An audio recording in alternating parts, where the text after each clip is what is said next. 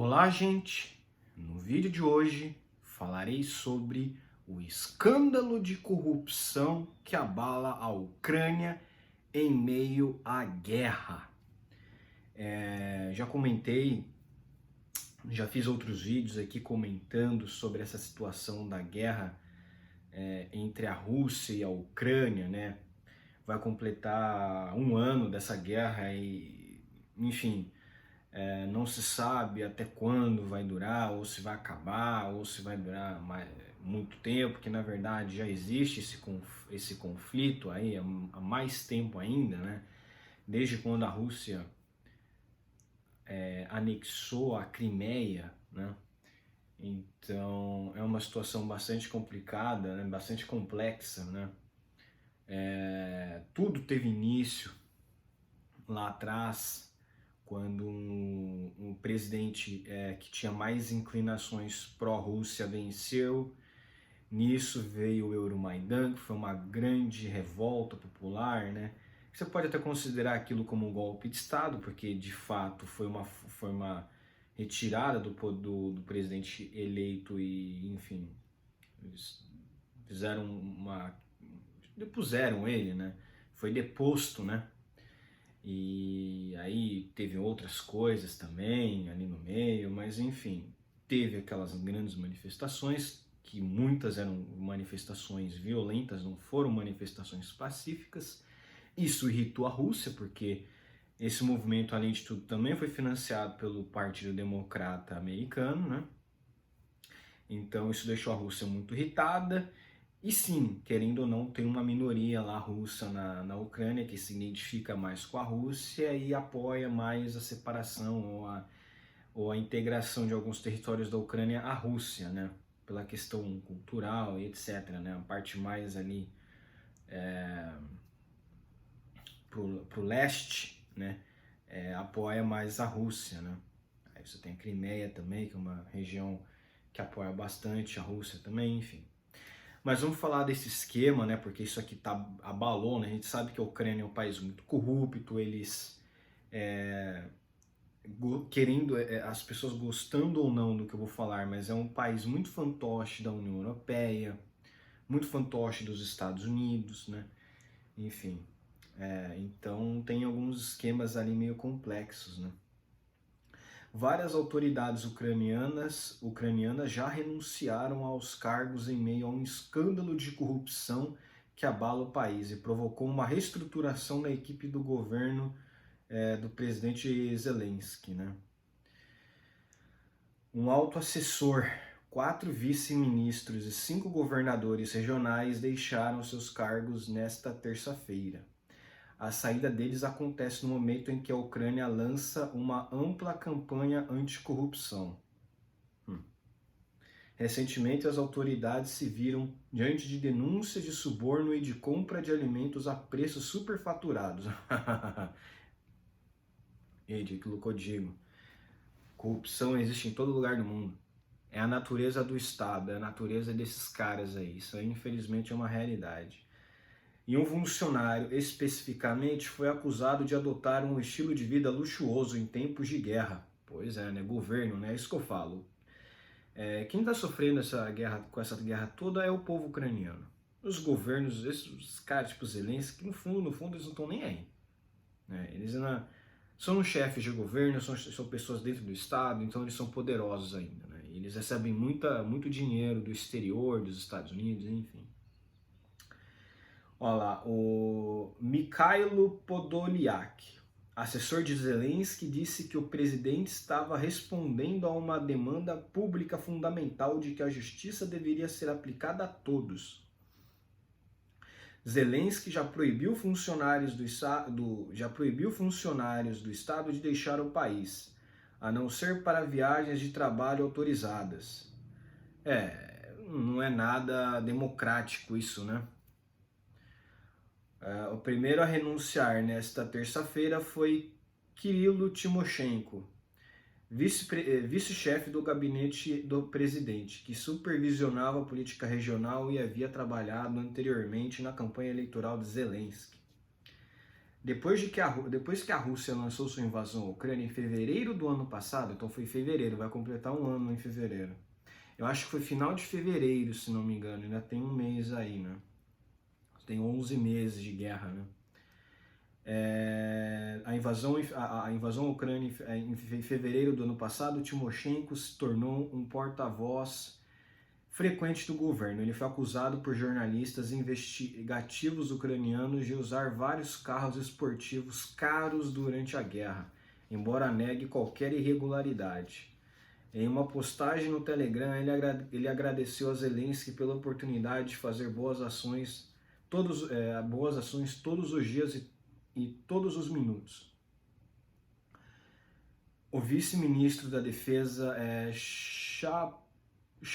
Shapovalov, também renunciou após denúncias de que ele supervisionou a compra de suprimentos militares de alimentos, suprimentos militares de alimentos a preços superfaturados de uma empresa relativamente desconhecida. Prática muito comum no Brasil também, né? O departamento classificou de erro técnico e afirmou que não houve desvio de verba. O próprio ministro da Defesa, Reznikov, está sob os holofotes pela mesma razão.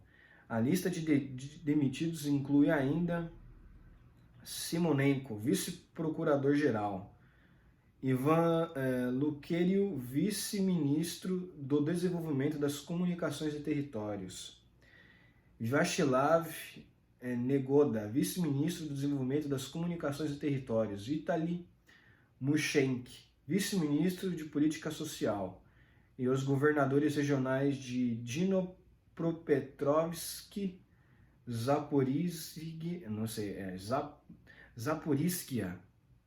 Kiev, Sumy e Kherson. Histórico de problemas. A Ucrânia tem um histórico de corrupção e em 2021 a Transparência Internacional classificou o país como 122 do mundo, de 180 nações em seu ranking de estados corruptos. Então, de 180 eles ocupam a posição 122. Então, 3 dígitos, né? Olha só. Lá atrás, não sei onde que o Brasil ocupa isso, mas enfim. Estados corruptos. O combate à corrupção é uma das principais demandas da União Europeia, que também já teve corrupção esse ano, acho que foi ano passado, né? E o país deve atender se quiser avançar com seu pedido de adesão ao bloco. Em um pronunciamento no domingo, Zelensky prometeu que não voltará ao que costumava ser no passado, a maneira como várias pessoas próximas a instituições estatais costumavam viver. A declaração foi feita após a prisão do vice-ministro da infraestrutura da Ucrânia, Vasyl Lozinski, no sábado, sob suspeita de aceitar um suborno de mais de $350 mil pela compra de geradores de eletricidade. Ele negou as acusações. David Arakhamia, líder do partido Servo do Povo do Zelensky, disse que funcionários corruptos podem enfrentar pena de prisão. Podem? Eu achava que o cara, se fosse condenado, ia para a cadeia automaticamente, né? Podem? Então, o que isso quer dizer, né? Funcionários de todos os níveis têm sido constantemente alertados por canais oficiais e não oficiais. Concentre-se na guerra, ajude as vítimas, reduza a burocracia e pare de fazer negócios duvidosos. Muitos deles ouviram, mas alguns infelizmente não. Disse ele em um comunicado divulgado no Telegram. Se não funcionar de maneira civilizada, será feito de acordo com as leis do tempo de guerra. Isso se aplica tanto às recentes compras de geradores quanto aos novos escândalos do Ministério da Defesa. Embora tenha havido reformas anticorrupção nos últimos anos, há muita coisa em jogo para Kiev, que está recebendo bilhões de dólares em ajuda financeira de aliados ocidentais. É exatamente isso, né? Eles estão recebendo ajuda financeira e não param com essas corrupções. Em tempos de guerra, hein, gente? Em tempos de guerra. Imagina só, né? Quando tem gente morrendo, né? Tem pessoas dando a vida para para tentar manter o Estado sob domínio da Ucrânia, né, dos ucranianos, da Ucrânia sob domínio dos ucranianos, ainda tem corrupção dos agentes, né, aquilo que eu sempre digo, né. A pessoa fala da corrupção na Rússia, que não sei o que, mas a corrupção na Ucrânia também existe, né. Na verdade, todo lugar aí tem corrupção, a Alemanha também tem corrupção, a Inglaterra tem corrupção, enfim, todo lugar no mundo tem. Agora, realmente, em tempos de guerra, você viver no luxo, né, a custo do suor e do sangue de outras pessoas ali envolvidos na guerra é meio cruel, né, meio cruel mesmo, né. E, enfim, olha só que maravilha, todas as pessoas aí que no Brasil, aí dessa direita aí, essa direita meio MBLista, né, que se posicionam totalmente favoráveis ao Zelensky, né, até querem emplacar o Danilo Gentili ali para ser o Zelensky 2.0, né, porque o Zelensky ele fazia discursos muito enfáticos contra a corrupção, né, enfim, era o cara meio estilo Danilo Gentili, assim mesmo, sabe? Outsider, o cara que não era envolvido com a política e tal, e pelo visto aquilo, não mudou muita coisa, né? Aqui é pior até, né? Corrupção em tempos de guerra, né, gente? A corrupção em tempos de guerra, você tá vivendo do luxo enquanto outras pessoas estão no campo de batalha, né? É isso que eu falo, né? Por que os políticos não vão pra guerra, né? Não era justo se um Putin ou se o Zelensky não brigassem em campo de batalha, escolhesse um soldado, o melhor soldado, ou o melhor soldado contra o melhor soldado da Rússia, o melhor soldado da Ucrânia contra o melhor soldado da Rússia, e pronto, acaba essa guerra, né? Como se fazia anteriormente lá nas guerras, né, do período lá da Grécia Antiga, né, que um rei escolhia o seu melhor guerreiro e lutava contra o melhor guerreiro do outro rei, né? Então, tipo, quem ganhava essa luta aqui, você não tinha mais aquele conflito intenso, quase ninguém morria mais, você tinha lá um domínio e tal, mas era aceitado, porque teve toda aquela conduta, né, de, não, foi um guerreiro contra outro guerreiro, isso evitou mortes e tal, enfim. Mas hoje em dia, realmente, guerra não é mais sobre isso, né? Guerra, até isso a modernidade destruiu na guerra, né? Antigamente você tinha um código de conduta, né? Você tinha essa questão de um guerreiro contra um outro guerreiro, quem que é o melhor aqui, vamos lutar ao invés de, né? Enfim, realmente é irônico, né? Pensar que na época áurea da civilidade, né? Enquanto pessoas morrem ali em campo de batalha, políticos, burocratas ficam vivendo do luxo de outras pessoas, né? É ridículo mesmo, e isso só mostra que mandar recursos à Ucrânia pode não ser, certamente não é a melhor coisa a se fazer mesmo. Rejeito toda essa política neoconservadora, neocon aí dos Estados Unidos, de, né, não, vamos democratizar o mundo, né? Essa questão de interferir em política de outros países, né? Isso é uma baboseira sem tamanho, né? Enquanto isso, eles enviam aí diversos bens, né, que foram convertidos em impostos, né, que são roubos, né, que foram roubos, né, foram roubados dos pagadores de impostos. Esses caras que pagaram, aí, suaram no trabalho, tiveram que pagar esse dinheiro ao o Estado vai e manda para esse Estado aí corrupto da Ucrânia, né? Enfim, realmente uma baboseira. E toda essa questão, tudo começou, né, com a OTAN pressionando a Rússia, provocando a Rússia, cutucando a Rússia, né? E, enfim, é aquilo. É uma situação muito complicada, porque realmente muitas pessoas estão sofrendo, principalmente os ucranianos, que não são o governo, né? Então foi aquela questão, né? Quem sofre sempre é o povo, né? Não tem jeito, realmente.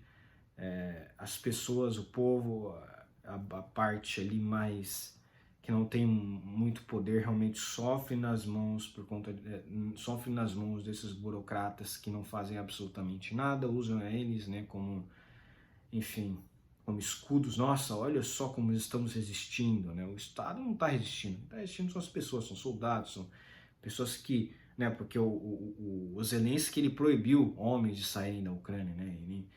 É um absurdo também, né? Se você for pensar, ele sequestrou pessoas, né? Porque quem quer sair do país, né? Não pode, né? Tá cometendo crime, né? Deserção, né? Aí, inclusive, vem essa questão agora do alistamento militar obrigatório, que eu sou a favor de acabar com o alistamento militar obrigatório, né? Eu acho que isso é um sequestro do Estado, né? ter que ser obrigado a defender território nenhum. Eu não me sinto representado por esse país. Aí, eu não quero defender, eu não quero botar minha vida em jogo com essa porcaria. Né? Devia ser um direito. Mas enfim, enquanto isso, políticos não vão à guerra, né? É muito fácil fazer essas medidas se o teu nome não está em jogo, né? Não é você que vai para a guerra, né? Enfim. Um abraço, curta o meu vídeo, inscreva-se no meu canal, compartilhe meu vídeo para ajudar aqui na divulgação do meu canal, para eu ganhar mais inscritos, e comentem aqui embaixo. Eu tento aqui passar notícias aqui de forma mais imparcial possível em relação à guerra na Ucrânia. Eu não passo pano para nenhum dos dois lados. A minha solidariedade fica realmente com o povo ucraniano aí que está lutando nessa guerra e está sofrendo tudo, o pior de tudo, né? Realmente eles é que estão sofrendo e os governos estão dando risada de nós, né? Essa é a verdade. Quando tem pessoas aí sofrendo nessas guerras, o governo e o Estado só vivem no luxo, né? É ridículo, né? Enfim, um abraço.